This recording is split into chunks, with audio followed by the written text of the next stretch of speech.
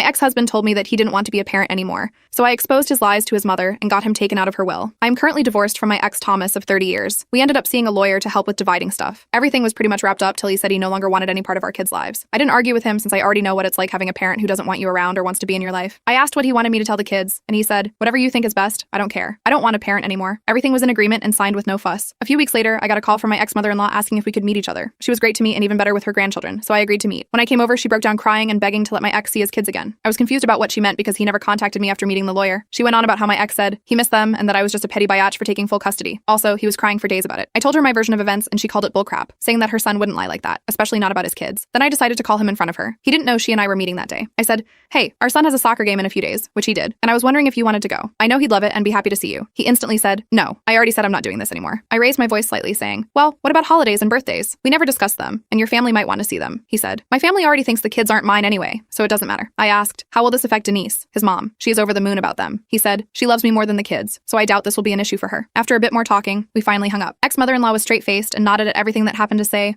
okay. She asked me to leave and said we would be in touch. Later that day, I got a call from my ex saying how it was my fault he was kicked out of his mom's house and possibly will be taken off her will. Also, none of his family members will talk to him because of what ex-mother-in-law heard. He threw a lot of insults at me before I hung up. I plan to let Denise see the kids because she just wants to give them the world along with the rest of his family.